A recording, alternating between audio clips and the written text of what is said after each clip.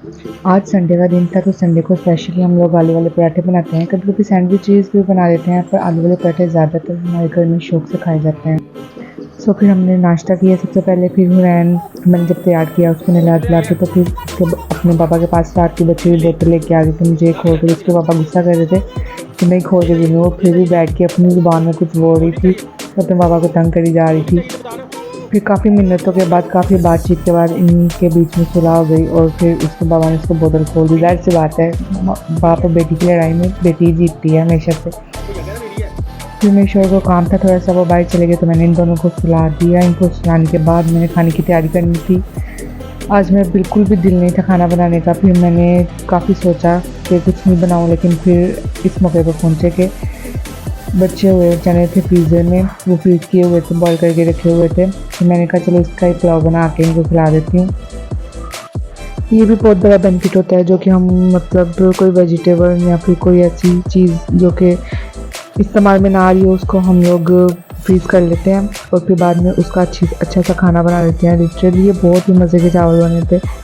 वैसे तो हमने काफ़ी देर बाद ही राइस बनाए थे, पर बहुत मज़े के बने थे।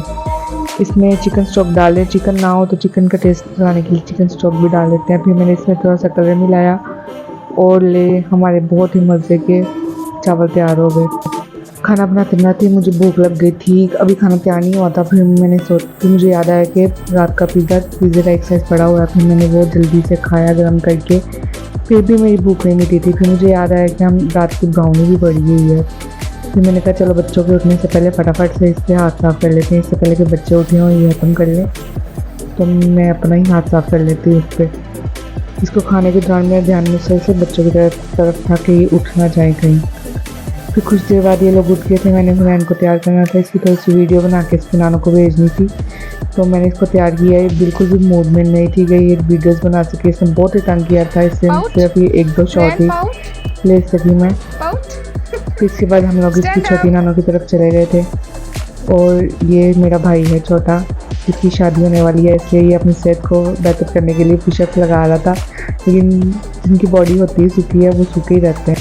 तो मैंने इसको बोला कि भाई इससे कुछ नहीं बनना, कुछ खाया पिया कर, कुछ थोड़ी जान बना, फिर तो काम बनेगा, ऐसे थोड़ी शादी करते हैं।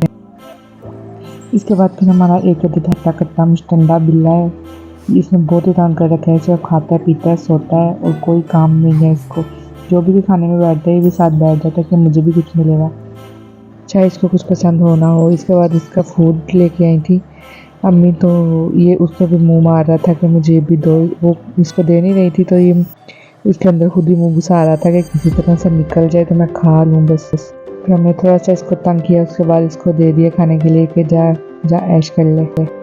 फिर थोड़ी देर के बाद हम लोग घर वापस चले गए। फिर मेरे शोहर ने बोला कि चलो थोड़ा सा बाहर टहल के आते हैं, घर पे रहते हैं सारा हफ्ता, तो संडे के दिन हम लोग हमारी कोशिश होती है हम लोग बाहर जाएँ, थोड़ा सा घूमें, थोड़ा सा फ्रेश रहे हमारा माइंड। और जब बच्चों के साथ बाहर जाते हैं तो जाहिर सी बात है सारा ध्यान बच्चों की तरफ ही होता है। इन दोनों ने बहुत तंग किया इधर जाके। ये हुरैन तो इधर लटक गई थी सारा, इससे हमें डर था कि ये गिर ना जाए। उस ऊँट को देख रही थी बार बार कि मुझे इसके पास जाना है। फिर हम लोग घर से खाना खा के आए थे, इसलिए हमने बस थोड़ा सा ऑर्डर किया, जो कि हमने पूरा भी नहीं खाया था क्योंकि हम लोग खाना खा के आए थे, वैसे ही सिर्फ आउटिंग के लिए आए हुए थे। फिर हमने चाय पी और इन्जॉय किया बहुत सारा। चलिए जी, अपना ख्याल रखिएगा। नेक्स्ट व्लॉग में मुलाकात होगी। अल्लाह हाफिज़।